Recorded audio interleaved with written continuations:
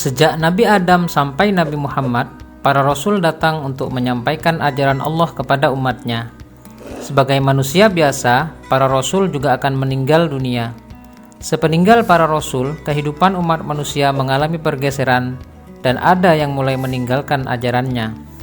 Saat itulah kehidupan umat manusia mulai kacau karena mereka tidak lagi berpedoman sebagaimana yang telah dibawa oleh rasul. Dengan diturunkannya kitab suci, umat manusia memiliki pedoman hidup.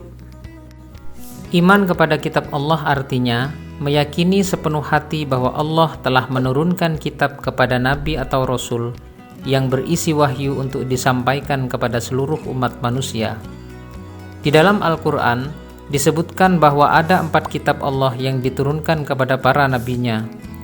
Kitab-kitab tersebut berisi peraturan, ketentuan, perintah dan larangan yang dijadikan pedoman bagi umat manusia. Kitab-kitab Allah tersebut diturunkan pada masa yang berlainan. Semua kitab berisi ajaran pokok yang sama, yakni ajaran yang mengesahkan Allah. Yang berbeda hanyalah dalam hal syariat yang disesuaikan dengan zaman dan keadaan umat pada waktu itu.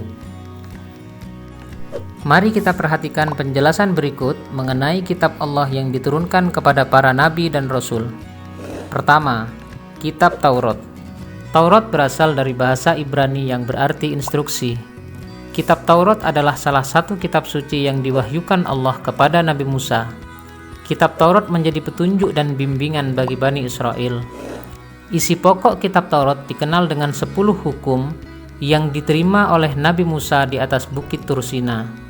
10 hukum tersebut berisi asas-asas keyakinan atau akidah dan asas-asas kebaktian atau syariah. Yang kedua, kitab Zabur.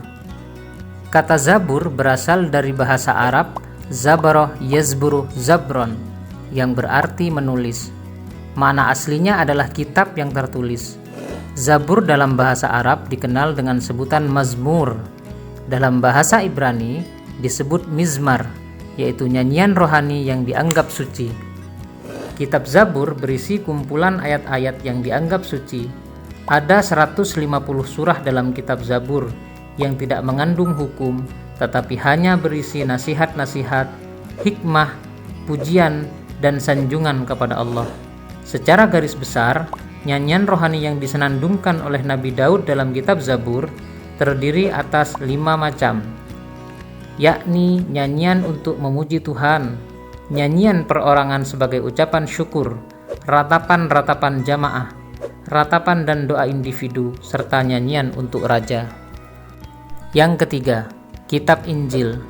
Kitab Injil diwahyukan oleh Allah kepada Nabi Isa yang berisi keterangan-keterangan yang benar dan nyata, yakni perintah Allah agar manusia mengesahkan dan tidak menyekutukannya dengan sesuatu apapun. Dalam kitab Injil terdapat pula keterangan mengenai akan lahirnya nabi yang terakhir dan penutup para nabi dan rasul bernama Ahmad atau Muhammad. Kitab Injil diturunkan kepada Nabi Isa sebagai petunjuk dan cahaya penerang bagi manusia. Nabi Isa diutus untuk mengajarkan tauhid kepada umat atau pengikutnya. Dan yang keempat adalah Al-Quran. Al-Quran merupakan kitab suci yang diturunkan Allah kepada Nabi Muhammad melalui malaikat Jibril. Al-Quran diturunkan tidak sekaligus, melainkan secara berangsur-angsur. Al-Quran diturunkan selama kurang lebih 23 tahun, atau tepatnya 22 tahun, 2 bulan dan 22 hari. Al-Quran yang diwahyukan kepada Nabi Muhammad menghapus sebagian syariat yang tertera dalam kitab-kitab terdahulu dan melengkapinya dengan tuntunan yang sesuai dengan perkembangan zaman. Al-Quran merupakan kitab suci terlengkap dan berlaku bagi semua umat manusia sampai akhir zaman.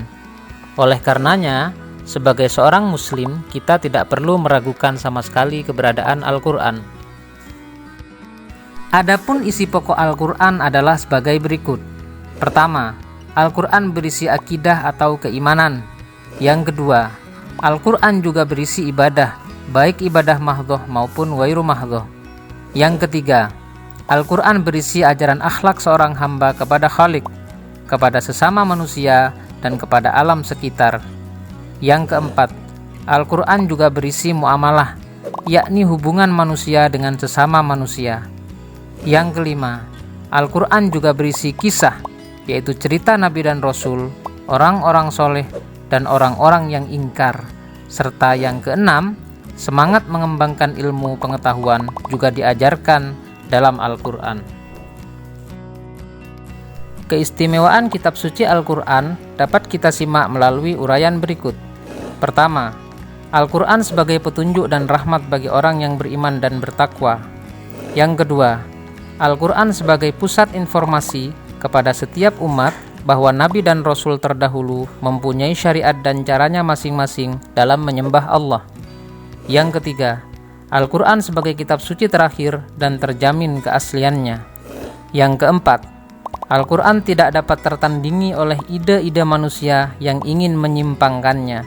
Serta yang kelima, membaca dan mempelajari isi Al-Quran akan bernilai ibadah. Adapun perilaku mulia yang berkaitan dengan iman kepada kitab adalah sebagai berikut. Pertama, meyakini bahwa kitab suci sebelum Al-Quran datangnya dari Allah. Yang kedua, Al-Quran sudah dijaga kemurniannya oleh Allah sampai saat ini. Menjaga kemurnian Al-Quran adalah tugas kita sebagai seorang muslim.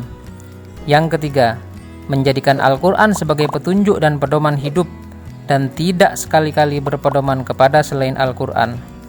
Yang keempat, berusaha untuk membaca Al-Quran dalam segala kesempatan, dikala suka maupun duka, kemudian belajar memahami arti dan isinya. Serta yang kelima, berusaha untuk mengamalkan isi Al-Quran di dalam kehidupan sehari-hari, baik di waktu sempit maupun di waktu lapang.